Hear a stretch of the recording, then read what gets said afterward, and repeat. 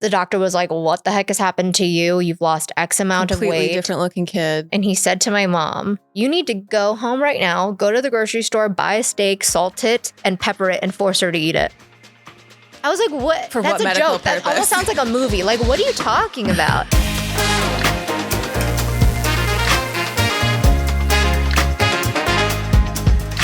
Hi, everyone, and welcome to Recovery Cast. This is the podcast where we tell real stories about mental health and addiction recovery. My name is Brittany, and today we are joined by Kelly Yu. Thank you so much for joining us today. Thank you for having me. Yeah. We've been chatting a lot before. I know so we've already where we started. Yep, we've already had like an hour's worth of kiki before this. So we're so glad that you guys are joining us now. So Kelly is a mental health and wellness creator who speaks openly about depression, disordered eating, and sobriety.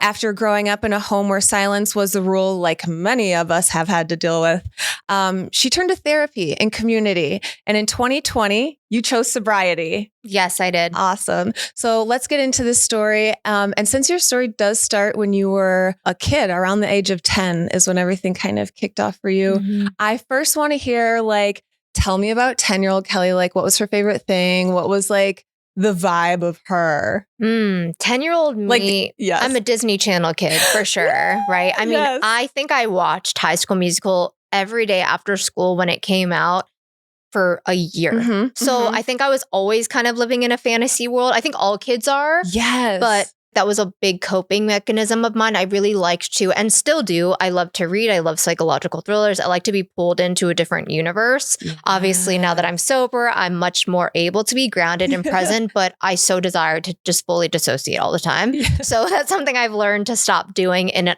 unhealthy way. But when I was 10, I actually went to an all Chinese school. I was raised in Chicago, Chinatown. Oh, cool. Mhm. Oh, awesome. I'm half Chinese. My mom's Chinese, and my other half is Japanese, and that's my dad. But I grew up primarily Chinese. We lived with my grandmother. My mom was a primary breadwinner. We really had no money, so our grandmother actually let us live upstairs of her house. So it was really humble beginnings, but I just never really felt like anything was very much lacking. I was just really used to it. Yeah. But being only half Chinese and going to an all Chinese kids school where we're learning Chinese and every kid speaks the same dialect of Chinese that I didn't, I Yeah. felt like a complete alien. Oh. And in my house, my parents had a very volatile relationship, but not in ways that I could understand because it was never physical. I just always knew that there was tension brooding. Feel that tension. Yeah. I feel like that's really common with kids. You don't necessarily know what the fighting or what the arguing, even if it can be completely silent, but you just know when things are off and you can feel that in the atmosphere. Yes. That's tough for you. Okay. So you don't necessarily know what's going on, but how are you processing or conceptualizing it at that point? From a very young age, I was definitely my mom's biggest advocate. Yeah. Definitely my mom's bodyguard in a way, at least Yeah. emotionally. And I love both my parents. They've done so much work. Mm-hmm. They are actually finally were separated after 30 years, after me begging them to for a long, long time. And now they are good friends, which is a crazy ending that I would have never hoped for or dreamt of because it was so unbelievably dramatic and toxic. But when I was 10, I think that I wanted to find ways to numb out. And I think maybe it was just daydreaming to start. Yeah. And when I was in my grade school, there was a day after school where this boy that I had a huge crush on, and he came up to me. I don't know what prompted him to say this, but he was just like, you got really chubby. And I was like, I mean, you're not wrong, but but it was, I don't think that I was fully unaware of it, but my parents really never made it a thing in our house where they would comment on the way they looked, but my mom definitely commented on the way she looked all the time. Yeah. In a negative light. My mom was actually a beauty pageant queen. Okay. A Chinese beauty pageant She's very queen. aware of her looks and the presentation of stuff. Yeah. She was fat-free yogurt, fat-free milk, trying all the things. And I went home that day, and in my mind, I registered his comment as, okay, that means something's wrong. I need to change that. Yeah. And I went home and stopped eating. Obviously, you can't survive on solely not eating, but I basically would eat little to nothing. And I even refused to drink water. At 10? Mm-hmm. That is for a so while. tough. Mm-hmm. Did anybody kind of notice what's going on? The people who worked at my school, like the secretary, some parents of some kids would make comments of concern, genuine care and concern. Yeah. And my older sister, she's 18 months older than me. We're super, super close.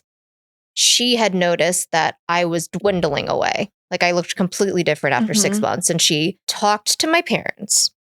And they basically said, I think you're just jealous, which was the trauma for her in her own life. And basically, I was forced to just like go to my doctor's appointment, an annual appointment. Yep. The doctor was like, what the heck has happened to you? You've lost X amount of weight. Completely different looking kid. And he was a very old school Chinese doctor in Chinatown. And he said to my mom, you need to go home right now, go to the grocery store, buy a steak, salt it, and pepper it, and force her to eat it. I was like, what? For That's what a medical joke. purpose? That almost sounds like a movie. Like, what are you talking about? And I was furious because it's not like I wanted help. I wasn't even trying to cry out for help, but for them to then just tell me what to do, that's the whole point when you struggle with eating. Gaining some type of control, especially as like a child when it develops that early. I'm imagining if you're not understanding the tension that you can clearly feel in the household, that you had that awful comment creating an origin story. I'll tell you why I say as a boy. So in that moment, you are 10 years old and it's the first time that somebody has ever said something to you that like awakens this insecurity that was never an option for you. Like we just didn't think about it. That wasn't a thing. I had a moment like that when I was younger. It was the first time I got called like the N-word. I was 10 years old, never heard the word in my life. Oh, God. But it was that moment where something was just like shifted and I was like, oh God, there's people that could just hate me for no reason. Yeah. And it kind of like adjusts the way you think people are looking at you. And it awakens this horrible sense of just like, I'm scared. And insecure, like just by the way you look, by standing, by breathing, by being in someone's like line of sight. Right. You are I'm analyzing myself and checking myself internally nonstop. And for you, I wonder, because like I've talked to this kid since then. Did you really? Yeah, it's a small school of 600 kids. We grew up together. Like, oh my God. In the same daycare. That boy rode on my bike on my pegs. Yes. And it's one of those things where I circumstantially I'm aware, but I wonder is like, if you ever brought it up to that kid, is like, do you know what that did to me? Do you know that opened up? I'm not blaming you, but I'm saying, and if he was like, I don't even remember. And it's one of those moments where you're like, this one thing that you said had such an effect and a domino effect on the way I perceived life for so many years. And it's something you weren't even thinking of and probably were just like, I'm a dumb 10-year-old. I'm just going to say some stuff. When I think about that, honestly, I think that any kid is just doing whatever and flailing around. Yeah. So I have never even thought about really addressing him in my past. But I think that doing that really catapulted me into, yes, a lot of years of struggle. But his comment didn't cause me to develop an eating disorder. That eating disorder would just needed the perfect thing to light the fire, because my eating disorder behaviors lasted from 10 years old till like 26. Oh my goodness. And I had so many other issues in my life, whether it was codependency, in abusive relationships. My relationship with myself was absolute trash. I had no self-esteem, and just dealing with the difficulties in my family, holding on to the obsession I had with food, or the obsession that I had with hating myself, was my ultimate drug. Even besides why I got sober, is not even for those reasons, but it all is together. Yeah. So that is a long time to have to deal with that. How does that progress then? So at 10, it starts with holding back food from yourself to where you physically look different. You are losing weight. What does it look like then into your early teens? Like, what things are you continuing to do? One of the most visceral memories I have was binge eating Captain Crunch cereal when I was like 12, because that's like 2 years after I had become basically anorexic. And once food was kind of forced upon me, I was like, oh my God, food is everything. But because when you are so hungry, you are kind of in a form of dissociation, because you're not fully there. You're not yourself. You're thinking about how much you're avoiding the food. You're distracted by how hungry you are. So when I was binge eating, I could also fully not be in the room, because I'm literally shoving food in my face and covered in shame. My brain is filled with guilt and fear of what is wrong with you? What are you doing? And then the hours after that, I'm fully distracted by how embarrassed I am by what I did. And then I wake up and then I do the same thing every single day. So there's a constant freak out I have every single day that I don't have space to hear my parents fighting or to deal with any of my stuff. When did the binge eating develop? I would say when I was 12, after I was forced to basically just eat. Like, my parents are Asian. They're also from a different generation. They're like, would have never even thought that there was an issue. And even though they could definitely feel like something was going on, okay. Like, there was just no other way for them to do anything but ignore it. And it came to a head when I was around 22 years old. I think, just graduated from college. My binge eating was at an all-time high. And I also had met my boyfriend a few years prior, and it was a very abusive, toxic relationship. And we were always breaking up, making up. So I just had all of these systems in my life that were chaos. It's constantly going then. And that's when I started smoking a lot of weed too. Very consistently. Yeah. In that relationship, outside of that relationship. I mean, I had started it when I was 15 in high school. I grew up in Chicago. So it's just like, you're like, same here. And it was like, honestly, I did have issues with eating. Mine was like, long story short, it was like, no, my anxiety. I honestly I didn't realize it came from anxiety. I was so anxious that I would get sick in the mornings and like I would get physically sick and vomit. And then after a while, like, people, you look great. And then when I wasn't in those really down spots of, I'm so sick, it's have a hard time, then I would be like, but I don't want to gain the weight back. So then that's when I would just like not eat and cut off or do the things that you do to keep that weight off. I was like, that's where it kind of started. I didn't have an issue with it until I got the positive reinforcement when I was like in my worst state about my physical appearance. Even when I was feeling better mentally, I was doing things to hurt myself mentally because I wanted to maintain this like certain physical appearance. That's such a complex issue of when we get complimented, but we are in a bad place for how we got to this good looking state. Because it's like, of course that's triggering. But at the same time, it's like, please tell me that I'm beautiful. Please tell me. It's so difficult to explain or how to ask for the right kinds of compliments or when we're okay accepting it or not. And I still don't know. I know sometimes when I've gained or lost weight, people make a comment, positive or negative. There was one girl who's all around our age and she said, did you lose a bunch of weight? You look great. I'm like, what generation are you living in? Like, you are my age. It is 2024, which is when she said it to me. So I don't think I've still ever figured that out. And that's totally okay. But it's like, it's always going to be a challenge to be like, how do I calm myself when I get those compliments? Yeah. Where do I put it? Now when I see somebody, it's really, I don't think my mind goes to, you look great. I'm like, is there something going on? Yeah. Because like you've been there and you're just kind of like, I know. You're like, or if they say things and you can kind of see the way they say things, you're like, oh. I know. And then I'm like, I'm projecting. I don't know. Am I? It's so hard to. Like, it's like the things that I prefer, I'm sure I put upon other people 100%. In that way. It's so hard. We're all just doing the best that we can. You could also be accurate and projecting. Yes. But yeah, so then it was like high school, started smoking weed because I was like, this actually helps me eat. I could down 2 boxes of Eggo waffles because I'm high. Okay, and it's crazy that you say, I'm glad it had the positive impact on you where it helped you eat. Yeah. See, for me, I liked to smoke weed and get high because I already was a binge eater. So being high and being in this elevated state of kind of being away from myself, it felt like it was permission to binge eat. And I could escape the shame for the 20 minutes where the munchies are like wilding out. But then after, it would come back down. So it was like the high of the permission to do something that I felt was very bad. Yeah. But it's like you were hitting a ball out of the park that was already going. Yeah, 100%. You're just like, it was just like adding to. Yeah. How's school going for you at this point? How terrible. are like Okay. High school, I did not get diagnosed with ADHD until I was 28 on my accord.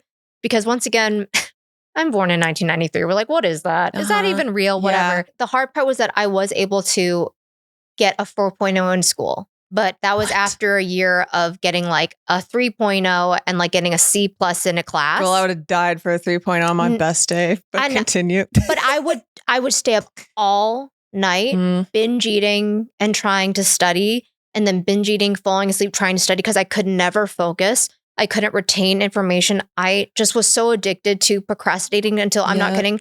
the minute I had to leave for school, I was printing out the essay that was due. Yeah. So that's another just everything is and based on especially adrenaline. On a family that's like really trying to like, I would imagine your parents wanted those good grades, wanted you to stay on top of it. That's a lot of pressure. Yeah. And it is interesting because my parents always, even though my parents are Asian, they were so Americanized. So I also didn't really know where their expectations really were because could you point out on the chart where I need to be? They were like, oh, I appreciate that they never really pressured me. Like, even now I'm 32, I'm not married, I don't have kids, I have an amazing partner, but they're like, it's okay if you don't get married or have kids. Love that. It's okay if you don't get all A's, but I just wanted to be good in my own whatever the heck definition that was. And I didn't even know what it was. So I think that makes it harder when we're kids. Yes. We want to be good, but there's no parameters. So we're just running around with our heads cut off. It's a spectrum. Good as a spectrum. Yeah, I wasn't doing well in school. High school and college were so miserable for me. Yeah. I didn't know that I had severe depression and anxiety until I went to college and realized that I was struggling a lot in school. I didn't know how anyone adjusts to the large lecture halls, trying to make new friends. How did you make friends if you don't know anyone here? How do you do it? Yeah. I couldn't wrap my head around it. And I felt so lame. I never found my footing in college, ever. And that's why I clung on to this boy that I met when I was 19. Okay. He was like my only world. And I was trying to separate myself from my very toxic family dynamic. Yeah. So it was just me and him. Very isolated. And you said it wasn't the best of relationships. It was, in my experience and what I've learned through therapy, extremely narcissistically abusive. Okay. And a lot of cheating and a lot of very wild things happened in that relationship that just have left me with a lot of PTSD. Yeah. Which I did not realize until I was in therapy. And it's hard to tell people things and for them to say, wow, that's like a lot. And you're like, oh, is it? Because I was in it and I actually like, yeah. Mm-hmm. And I hid all of it for years and years. Things. And when I told my parents what he did, they could not believe it. I mean, we had gone on family vacations together. By the time I was 25, I finally was able to leave. It was very dramatic. Yeah, because people like that don't hard launch themselves. They're things that you pick up along the way that maybe you don't even pick up along the way. They just seem like one-off situations. What are some of the experiences or like things you notice or red flags being with someone who is a narcissist? In my case, I think when there was a lot of cheating, there was a lot of, because you don't do this, I had to do this for me. This is something I need to do for myself. You are not supportive of me. By you being upset with me, it hurts my feelings. You're not supporting my cheating. Rude. There were times where I'd be crying and he'd look down at me and say, why are you even crying? Times I'd be begging on my knees for him not to go to see someone. I know it honestly feels embarrassing because the person that I am now that's in the moment what was happening. I would never allow that to happen in my life. But at that time, I was so mentally unwell and I was super codependent. So I played such a part in that relationship, keeping it alive because I was so desperate for him to just love me and accept me. But being on your knees, crying and begging them for them to still go is pretty insane. Oh my gosh. Yeah. I mean, how long did this relationship last? Like the back and forth? It was almost 7 years. Yeah. Moving in, moving out, breaking up, getting back together. Oh, it was ridiculous. Like I look back at my younger self and go, man, you had a lot of time. You had a lot of time. And maybe you should have had a hobby. I really should have picked up pottery or something. Or therapy. You know, it's crazy. I was in therapy that whole time. I was just going to ask my next question. I was like, so what, like, were you introduced to therapy? It doesn't sound like it when you were 10 years old. No. You didn't get a therapist. You got a doctor that said salted steak. Yeah. Pepper. Don't forget the pepper. Peppered steak. Dang it. And then, I mean, it's not getting better. You're at college and now like relationships are now getting involved, like romantic relationships, which take it to like a completely different side of it. My ex was the person who recommended that I go to therapy. And I really do appreciate him for that because therapy was not as stigmatized in his family because I think they all had issues that they wanted to work on. Yeah. So he was like, there were so many loving moments in that relationship. Obviously, you don't stay for all the bad. You stay for all the things that you cherish. And I felt like he was my teammate for a lot of my life until I realized love and codependency are not the same thing. Right. So I appreciate that he was the reason that I made an appointment and I realized that I had anxiety, depression. My therapist, one of the first questions she asked me was, I really stepped into her office saying, I have binge eating. Something is really wrong with me. I need you to fix me. This is all my fault. And she was like, so what's your relationship with your dad like? And I was like, girl, that has nothing to, I was offended. That has nothing to do with anything. Like I laid it all out for you why I'm here. And I'm really grateful that she asked me that, because from then on for years, I'd been unraveling a lot of that and healing a lot of that and working with my family on that after having to set boundaries and breaking up with my family for a long time, screaming at them, addressing them, or now being more compassionate and loving and understanding of where they were coming from, what they did not know, how I needed to approach them, how I needed to ask them to approach me, and what I needed from them, being very direct. But in my therapy, when the relationship was good, I felt no need to express things. And when things that were really unsettling happened, I was embarrassed and didn't want to tell my therapist, my friends, or my family. But I was also very forced by my ex-partner to never say anything ever. And this is very evident at the end of our relationship. I had already been posting on social media for quite some time. When I was 19, I started to just document my fitness journey, on Instagram. It was like a big thing back then, clean eating, CrossFit. And I was like, yay, perfect for my disordered brain. I'm in it. And I started to document that. I was like, oh my God, I'm so fit. That is a really tough space to be in. So validating too, right? Yeah. So terribly validating. And I started struggling with my binge eating more than ever. And I decided to just lay it all out on social media and say, hey, I probably posted a photo of some food and was like in the caption, oh my gosh, guys, I'm struggling with binge eating, just really wanting to vent that out. And when I had a lot of comments back on that post saying, wow, I can't believe you're saying this, me too, it really made me feel like I need to be more honest with myself. So I started to document what I was learning in therapy in a YouTube diary series, like my recovery diary, because I wanted to stay accountable to something. Yes. Like, sure, I was sharing with them, but I will not lie, it was definitely for me to remember. Good. Him wanting to always make sure all the problems between us were a secret was to protect his image and the facade, the mask that he had put on, which I only learned all these terms after we had gone to a couples therapist. This isn't just coming from my therapist. Yeah. At 25 years old, we were going to couples therapy because he wouldn't stop cheating on me. Oh like, my what are you? goodness. Not that couples therapy is bad at all, but I just don't think that's the way to start it. Right. At 25, where he's like, I'm not going to stop, so we got to figure it out. And I was like, okay, I'm being forced into an open relationship. We're going to come see you. And the couples therapist was like, pulled me aside and said, hey, run, girl. No, he seriously said, I cannot diagnose him, but I do think that he is a narcissist and you are codependent and this will never work. You need to get out. And I was so offended. But that's my man.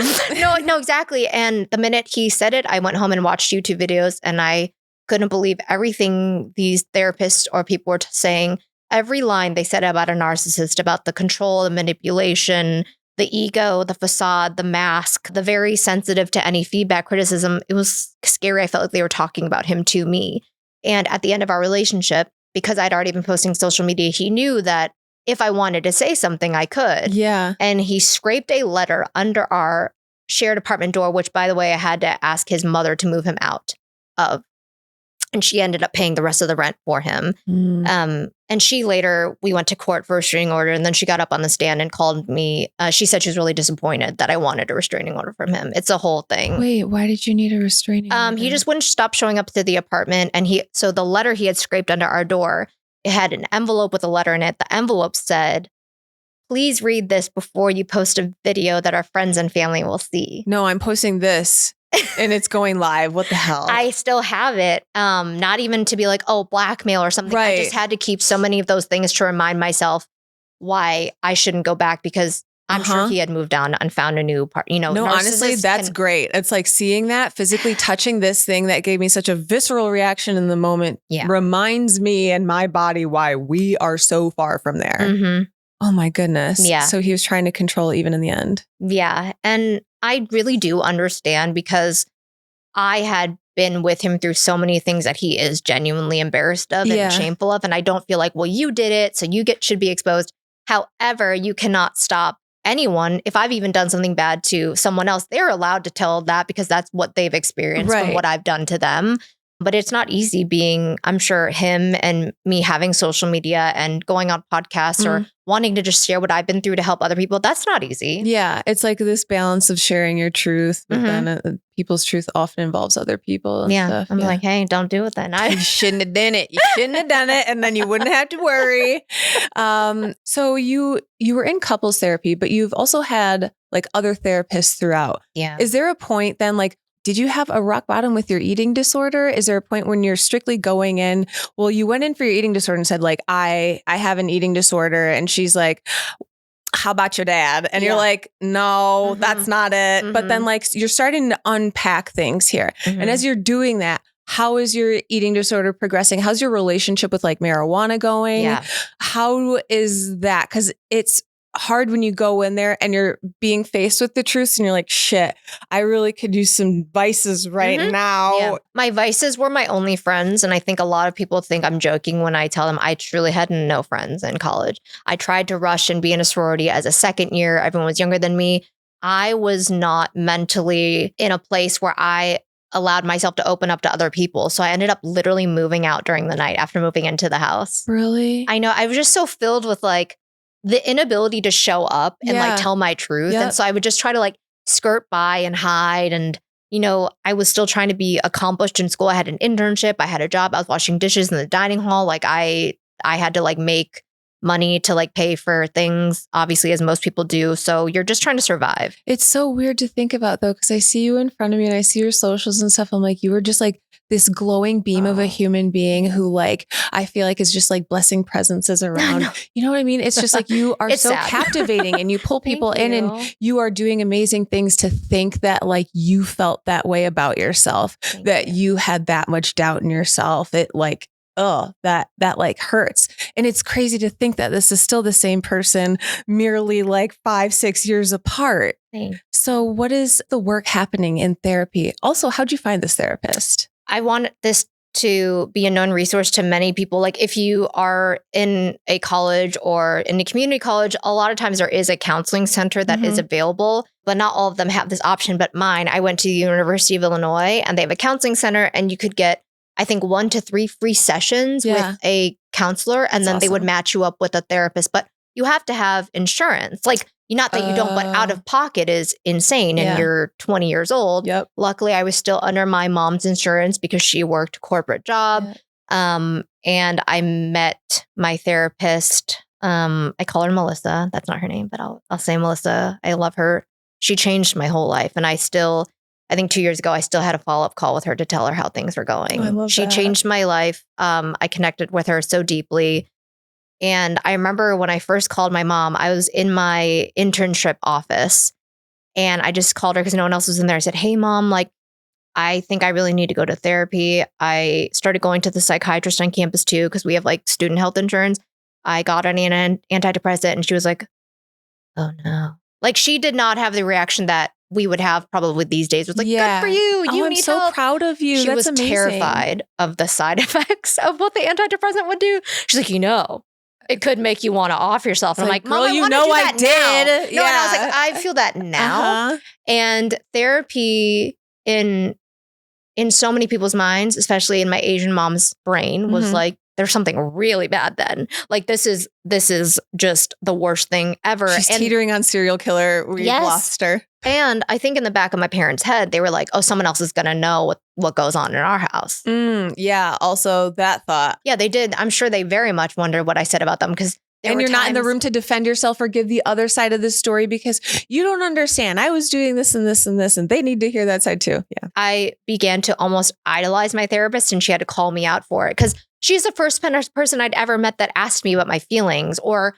was any source of wisdom. So she was like, sat me down and said, I really like working with you, but I can tell that you're teetering on like looking up to me too much. So we really have to watch that. And I appreciated that from her so much because I didn't even know that was a possibility. But my parents and my sister definitely would be like, God, can you just stop talking about Melissa all the time? What does Melissa say? Huh? Like they got really offended. Melissa? Yeah, they would get really pissed off because I was starting to realize things and confronting them in probably very combative ways. Because I just finally found a voice. I feel like that's really understandable, though. It's like someone is sitting there giving me words to the feelings that I have had for so long and the emotions that have been, you best believe the first place I'm coming is your door and we're going to talk and you're going to be mad at Melissa. But really, it's just like, I'm feeling this way. I can only imagine. Yeah. And then I would just want to be like, Melissa, keep talking. Because I know you're going to say more amazing things that just like help validate me and feel seen when I haven't felt that way yet. And in my therapy, I was being encouraged so much to be stronger myself, but I think the way I interacted with my family was not the best way.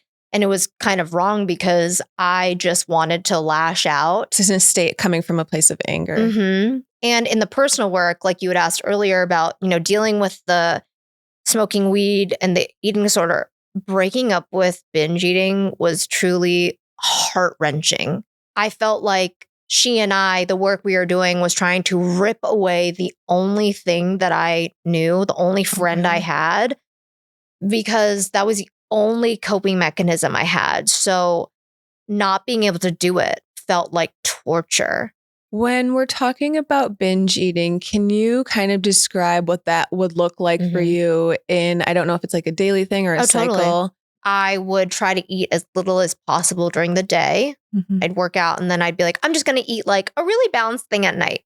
And I'm like, I'm freaking starving. Yeah. So I'd probably eat my little meal, whatever, a salad with like chicken or I don't know, maybe a sandwich. I don't know, probably not a sandwich because I'm like, oh, it's not healthy enough, blah, blah, blah. Then I'd definitely eat 2 protein bars. And then I'd be like, oh my God, I haven't had bread in so long. I would make a peanut butter and jelly sandwich. Then I would see a bag of chips. I eat the whole bag of chips. I see a bag of cereal. I'm going to eat the whole thing of cereal with some milk and probably spill it all over. Then I'll get Pop-Tarts. Then I'll get chocolate. And then I would literally be so full, in so much pain, I would just pass out to sleep.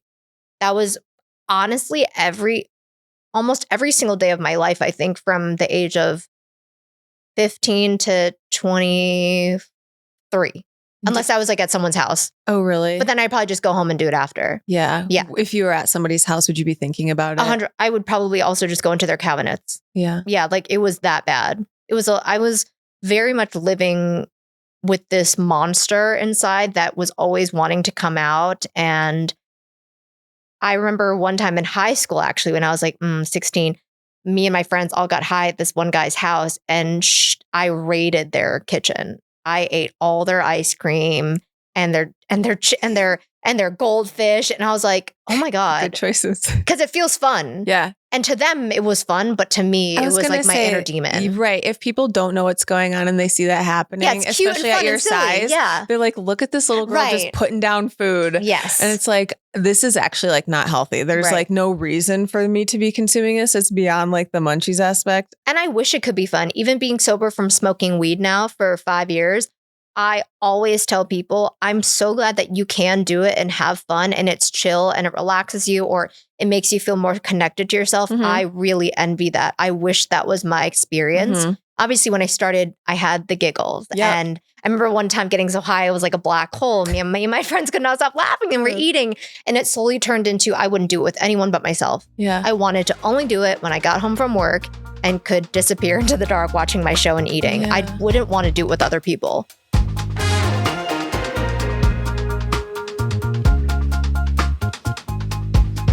This podcast is brought to you by Recovery.com. Recovery.com is a place where anyone can find mental health or addiction treatment options specific to them. You can filter by location, price, insurance coverage, therapy type, mental health condition, levels of care, and so much more. Recovery.com is the best place to find mental health or addiction treatment for anyone, anywhere. And that creates a really isolating situation too. I know that just from experience, when you're like, if that's your vice, especially smoking and eating, you're generally just going to do that by yourself.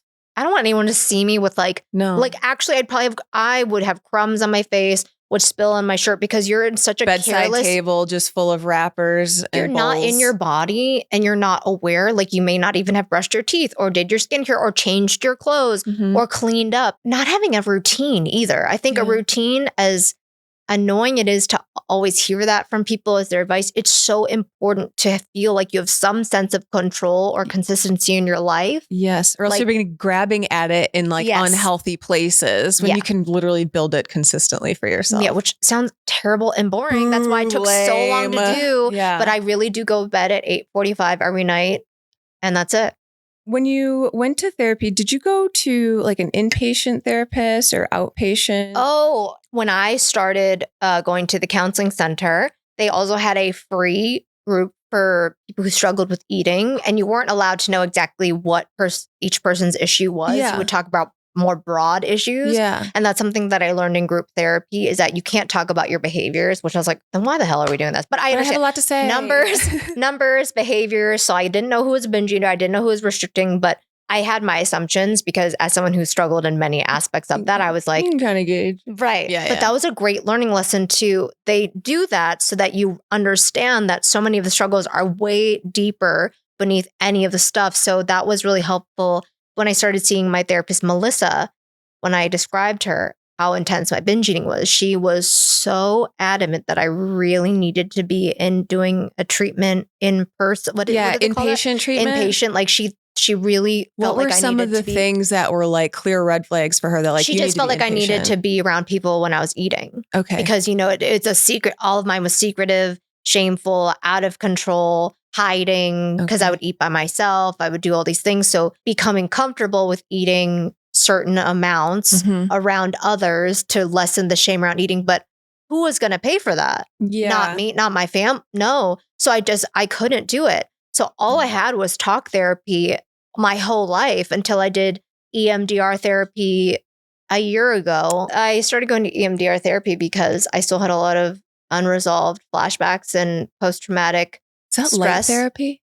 It can be. Mine was virtual, so we did a lot of tapping, and basically we would choose a memory that I had and like walk through it and find ways that I could empower myself versus how powerless I felt during those moments with my ex-partner. So you're like reframing these memories. Okay. Mhm. In a safe space because Yeah. you now are with a therapist who's guiding you, plus you are who you are now and you have affirmations. Oh, I love that. Mhm. It was very empowering, very moving. Any type of traumatic situation, we tend to hold that internally. It'll Yeah. come out in bursts of anger to Mhm. people, but we battle with it internally. And to have somebody sit there and help you navigate that situation, give you words to it, especially with the brain and mind you're working with outside of the situation. I've never had that specific therapy, but something that helps me is like I just mentally close the loop on things myself. Oh. Because other people. Tell me more. Yeah. So it's like I have a person in my life who's just like consistently let me down. And no matter how hard I've tried, it was like the first trauma. I don't know.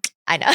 It's the first trauma in my life. And it was just like, no matter how Yeah. hard I begged for this person to just like love me the way I felt like I deserved to be loved as a child, that it never happened. And I never feel like I got the answer, especially as a parent now. So I had to close the loop on that myself. I had to give myself an answer that somehow gave grace so I could understand, but also held my own feelings to be very true. And I validated myself more than anything. And it was like, I'm never going to get what I want out of this person. So I'm going to finish this loop on my own.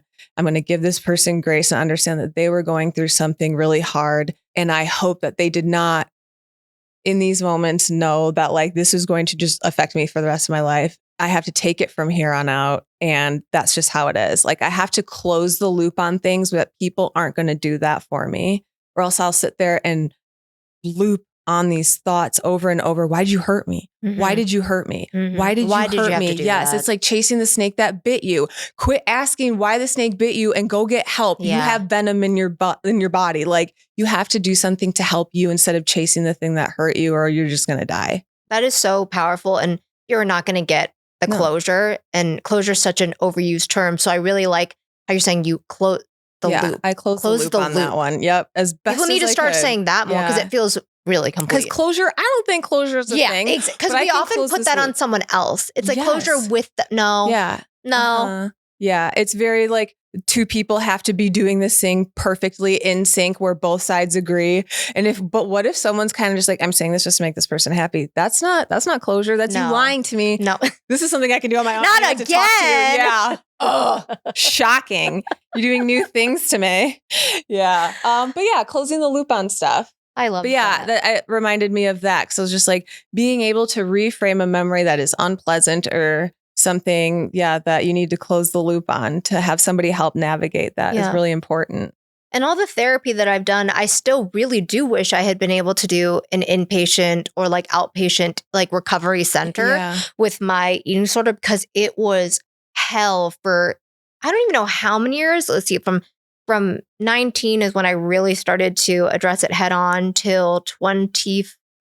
Yeah, because that's at 25, I also decided in the summer of the pandemic to get sober from weed. So it had been going with binge eating. It had been going on for that long. And I just remember only being able to continue talk therapy because that was covered in my insurance.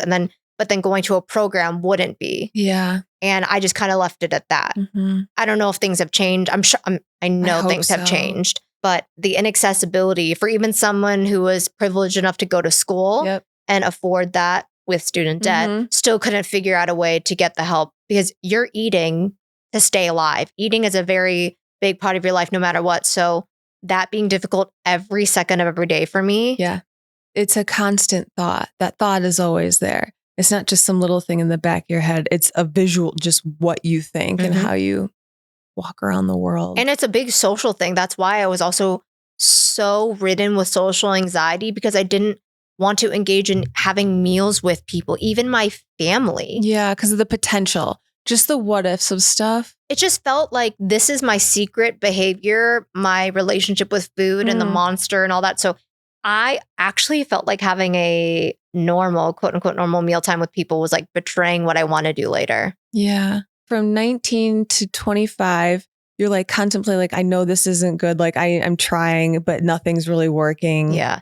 It's a slow burn. I think that it was definitely nothing's overnight.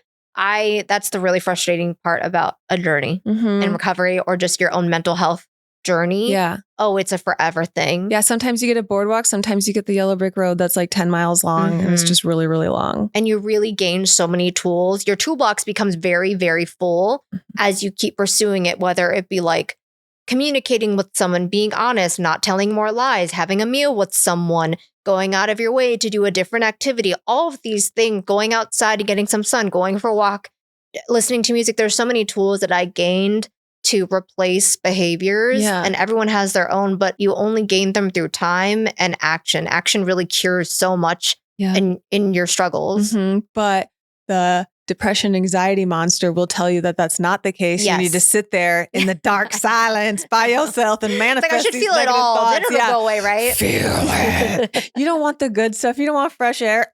You might choke. Yeah. Right. No, 100%. Oh, it's the worst. It'll get in my way. Yeah. What leads you to the point then in 2020? Very late at night, June 21st, 2020, pandemic. I seriously didn't see or talk to anyone. And then I didn't even go visit my family because we were kind of estranged. Yeah. You're like, this is a nice because I was working through excuse. stuff. Yeah. And also, I don't want to kill my parents. Like, seriously, we all didn't know. So I didn't see anyone from when COVID started until in March. Oh, yeah. I didn't see one person. I'm not kidding. So weed was my best friend. And I was so empty and lonely. June 21st, I was turning 26 in 8 days. My birthday is June 29th. I think I had already gotten high or was about to get high. And I just broke down being like, what the fuck am I doing? This sucks. I don't even like doing this. I cannot control how desperate I am to run home and grab onto my best friend and get high. Like that's how I felt. That was my relationship. I'd come home from, if I had work or was doing anything, I couldn't freaking wait to go home and get high and escape from the world. And it wasn't working anymore. No, it's like at that point, you're not getting high. It's this habitual thing that I think this makes me feel better, but I'm pretty sure it's just exacerbating my anxiety and all this other stuff. It was like a dark and wasting money. Oh, it is so expensive. Why? And it's just like feels like a shady, yucky behavior for how I was doing it. Especially it's like when you're doing it by yourself, you just feel like Gollum. So no, I actually was. Like, no, but I was. I really was. Like, even when I look at photos for myself back then, I was such a different person. I also didn't have blonde hair. Mm-hmm. It's the her girl. Yeah. I was so different. I was very lifeless. And so I had therapy like the day virtually. I had her every week. Melissa still. Shout out Melissa, whatever your real name is. You're a real one. Melissa, truly, I told her last night I decided to get sober. And she was like, I'm so glad you brought that up because you never, ever, ever talk about the fact that you smoke weed. And we all know that. We know you've brought it up before, but I've not pushed it. Yeah. And I hadn't talked to her about it maybe more than twice in the years we'd been seeing each other. Oh, really? So she'd been waiting. She'd been freaking waiting for this. And a whole new chapter to open up, girly pop. She was like, thank God. Mm-hmm. And I really quit cold turkey, which is, I know, unbelievable. But when I was done. You were done. I was done. Not that it was easy. Oh my God, I missed it. I was like heartbroken. Yeah. And it's like for 2 weeks, I'm going to fucking kill everybody in sight. I was just so like, what do I do? And that night after therapy, I had laid down to sleep in my bed and I remember looking up, I had like a little lamp on. I was like, I'm so lonely. Mm-hmm. But because I've been high for almost feels like half my life at that point, I don't think I'd ever faced those dark feelings of, oh, I'm really lonely. Because then you could just go smoke a bowl and like feel, but not anymore. Now we have to sit with those feelings. And I was scared. I was like, oh, I'm noticing sounds from outside. I'm noticing that I'm feeling certain things. I'm in my body. Gross. Terrible, disgusting. I don't want to be in my body. Get me out of here. Ever since I had an eating disorder when I was 10, I was like, this is a way to get out of my body. We used to hate this. Yes. Yeah. Ever since I was a kid, I said, I wish I could just cut my head off my body. I used to look at other people's and think that I would want to cut off. It was a really hard time growing up. I'm samesies. We were just like not the ideal, like the person. I just didn't have anybody that looked like me. Oh gosh, no. And then living in Champaign, Illinois, being a short Asian person. I was the only black girl in my whole school. No. It is a bubble. We all kind of had like the same, you all dress the same. You shop at the same places. All your parents hang out. So you have the same way of thinking. All you guys have the same way of thinking because you're sitting in the classrooms hearing the same thing. And once I got out, once I moved 20 minutes away, I was just like, wow, this is a whole new world. More black people. Like I needed that. It's so important to feel like you're having a shared experience, even more so than looking like the others. Because remember I told you I went to a school with all Chinese kids, but I felt like an other. Right. Because I, for one, was young and I didn't know myself. Mm-hmm. And two, I was struggling with other stuff. So as I got older, meeting people that were working on their mental health or in sobriety or had struggles like this, or that's also where I felt like people, I could see myself in them, even if we did so look alone. Different. Yeah. Because all this stuff feels like the loneliest journey ever. I'm the only person experiencing this. It's so isolating. And then boom, I sit here and on this couch, I've got like one person after the next that's telling me stuff. I'm like, I felt that same way. I felt that same way. And as bad as I hate hearing that come from like the most wonderful people, I'm like, it heals a piece of me knowing that like I wasn't alone. Like I wasn't alone. No. There's just a lot of people out there, unfortunately, struggling. So there's 2020. We are goleming in our house by ourselves. And we just decide like, you quit cold turkey. Yeah, I did. Smoking cold turkey. And that was a really tough. Did you literally just like do nothing but like grit and bear it? Definitely tossed all my paraphernalia. I mean, that's like the best thing you can do. Honestly, it's like, if I'm not going to go buy the thing if I know I have to go get like the other pieces to go with it. Yeah. I'm not buying a puzzle. I'll just sit here and be pissed off. I gave some away to my friend who like, he had no issues with it. Like he was, he and I think this guy he was dating at the time were like having fun with it. Yeah. Like they're chilling.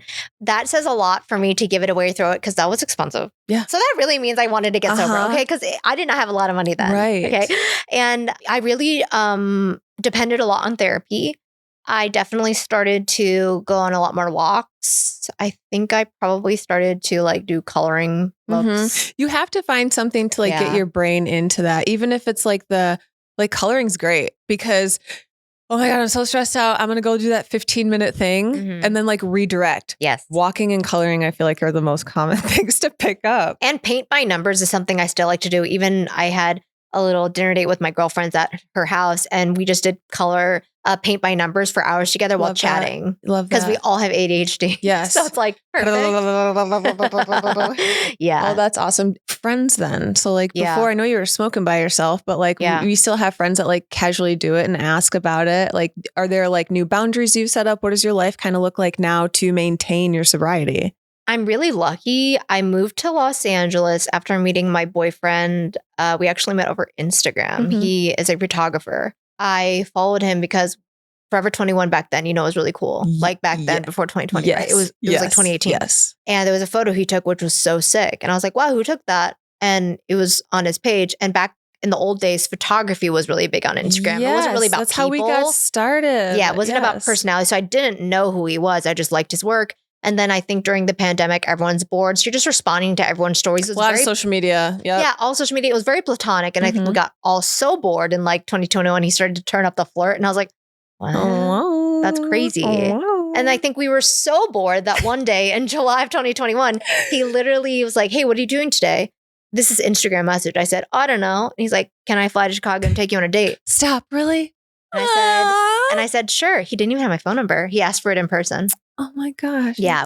We met up on Michigan Avenue in Chicago. We went for a walk and he turns around. He's like, by the way, can I have your phone number? And I was like, that is the funny. I'm still thinking about it. I know. Yeah. It was just so sweet. And we really vibed. And he had come visit me. My family lives in Chicago, so that's why I was there. But I was still living in Champaign, Illinois, which is 2.5 hours south. And in November of that year, he came to visit me and was like, "What the hell are you still doing here? You're social media full time. Like it's miserable down here. There's a Dunkin' Donuts and a library. Like that's you don't do anything here, things. right?" I was like, "Okay, well, I'm saving money." He's like, I always did want to move to LA because being from Chicago just felt like the ideal thing to do. You're lucky from Chicago is like the LA of the Midwest. It totally is because I was in Champaign, Illinois, and I had so many traumatic memories in Chicago. Yeah. I was just ready to do something different. California, here we come. Right. Yeah. I think I just wanted to do something a bit dramatic to show myself I was shifting in a different direction. Yeah. Literal reset. Yes. Yeah. Moving there. Because I had social media, I was lucky that I knew some people who lived there. And now I'm 3.5 years in. I think in the last year, have really solidified good friendships with girls. Girl friendships are so important, but I was never good at them because I was just so insecure my whole life. Yeah. I was like, what do they want me to be? What do we talk about? I would project, I'd feel ugly compared to them. I wasn't able to be a good girlfriend because I didn't even know who the heck I was. Yeah, I didn't feel confident enough in myself that I would have been a bad friend to anyone, but especially girls. I was just like, I don't know what it is to be here. And to look at you and feel like you've just like got it kind of figured out is really intimidating to me. You're not intimidating. I'm intimidated by you. Like I didn't even know how to have fun. Yeah. Like I would just be thinking about stuff and they're like, you're weird and you're boring. I'm like, no, I am. I really am. And now it's like so wild to have these girl friendships where I have built this sense of wanting to hear about them and connect with them and be there for them. That's really what friendship is. It's not what can I get out of them, is what am I bringing to the table? Yeah. What fun and lightness and depth can I provide to this relationship? And I think that moving to LA was a big reason why I've been able to find more of myself in a place where none of my past followed me. And that is a privilege to be able to move. Yeah. I didn't move till I was 28. So all these years I'd just been like saving up, living in a crappy little apartment, Central Illinois. So I think there's a lot of pressure now for people who are younger to feel like they got to have it all figured out. And they should have more money. They should move. They should do this. Oh, I stayed at my job for a long time just because I didn't want to let go of security. Yeah, security is really nice. And it's necessary. Yep. Yeah. Like, how are you going to pay for that? How are you going to pay for your dream? Okay. Dream money? Yeah, no, exactly. It's like everyone has their own journey and time is finite, but you need as much time as you need to get things done in your life. What are some of the most important practices that you use to support your mental health and recovery today? Well, I'm actually not in therapy right now. Okay. And I think that's really important for me to say because I've talked about how big of an impact therapy has had on me. Yeah. But I've come to a place in my life where I just don't really want to go. To be fully, that's the first reason. And not that you have to be struggling to go, but I don't have anything right now that I feel I need to process or work through, even though there are things I definitely need to work on, like my routine, because I have severe ADHD. Mhm. I still procrastinate work. I get very easily overwhelmed, but Same. I think I am able to have the tools in myself day to day to at least get things done, not in the most Yes. optimal way. Okay. No, Honestly. there's times where you're going to a therapist and at some point you're the check-ins and then you're like, I'm actually kind of good. I'll see you when I'll reach out. Yeah. Mhm. And a really great therapist will be like, I don't really think we need to, if they really can sense that you're in a good place, they do oftentimes think that it's actually really great for you to go out in the world and use the tools that you've learned. Mhm. So I think right now my tools are definitely movement of my body, even if it's just a 10-minute walk. As an anxious person and a depressed person, Yeah. getting movement is a way to get energy out or give myself energy. It's Mhm. not just for one or the other. Getting sun on my face, it's not possible everywhere you go, but at least fresh air and getting some sense of light that's real on your body is super important. I'm really grateful that I adopted my dog Benny 10 months ago. He's, I think, a 3-year-old Maltipoo. He's so sweet. And I think that's really helped me. And a big reason I got him was because we moved into a new place and my boyfriend travels a lot and I like to be home. And I really want to live for something else because certain points I'm like, and I you just don't. sometimes an animal is that one that'll be like, this will keep me in a routine. I know he needs to be taken care of, so I'll like show up for Benny. And then definitely socializing is so important because I had no friends for so long. Oh my God, I see how important it is to make sure you have a social connection, someone to laugh with, someone to express things with, to work out your say yes to the things and show up. Because like it feels overwhelming. Like, I don't want to do the thing. Every time you do the thing though, you always leave like, I'm so glad I did that. And then on hard days, what are some of the things that can be triggering for you and how do you navigate that? I am someone super susceptible to PMS. My psychiatrist definitely thinks I have PMDD, which is I get my period and prior to that, I get really, really low. Your hormones really do have a big effect on you. So for me, I get to a really angry, dark, sad space. I get so tired. I have to nap. Those are the times where I really have to kick into high gear with my self-care. So one thing is I actually take double of my anxiety medication. Oh, my psychiatrist tells me to, like only for a certain amount of days of the month. I force myself to go on walks even when I'm seriously falling asleep on the couch. Not that you can't fall asleep. I love to nap, but when I know that my body has not moved and that's why I'm so sleepy, I go for a walk and almost every time my walks will go up to like 50 minutes or almost an hour and a half because I just realized how I needed to wake my body up because and my body wants to keep going. Those are my two big tools. When I know that it's going to be low, I set myself up for success. I get my favorite treats. Like I make sure I go for a walk and get my favorite cupcake or chocolate. I get my favorite foods. I let myself have little reward systems so that there's a reason to be alive. It sounds like you know your body. Yes. You're like, I am in tune with my body. I get it. So I set myself up so my body doesn't have to deal with that because it's going to come. But like, I want it to feel good with a sweet treat next to it when I know it's going to be there. Yes. I just want gifts to myself. Give yourself your love language. Oh, that's amazing. How has sharing your journey online impacted you and your healing? But also, how do you make sure that you are keeping yourself safe? And mentally okay, because like online's the wild, wild west. My boyfriend, he is a prominent part of my life. And a big part of my journey has been healing from an abusive relationship, and now I'm in a safe one. So sometimes I'll talk about that. And I will talk about my past relationship just because I think that a lot of the experiences I have are not unique. And I want to be a sounding board for people because they're not really listening to me. Sure, they're hearing my story, but my hope is that while they're listening to me, they're actually replaying theirs and processing theirs. It's not about me. It's them. Just like how I love to watch a documentary. I watch a documentary and I'm processing my own stuff subconsciously. And sometimes his friends will, not in a judgmental way, just go like, how do you deal with that? Like, do you care that she talked about her ex-boyfriend things? And those are the things that make me insecure about sharing. That is it, because it's someone who is such a big part of it, but it is not them who's doing it. And he is very supportive and loving. I think that is the one thing that is hard for me about sharing on social media because people have their own perceptions or judgments based on what they would do or They're not projecting. do. People project their own. And I do the same. I'm sure I do that the same when I see other stuff. In my healing, I think that it's been a huge accountability piece for me because everything that I do, I want to be in a healthier place mentally, emotionally, physically, and I have to show up online because now it's my job. Yeah. But in a way, they can smell bullshit from a mile away, at least the people that are in my corner of the internet.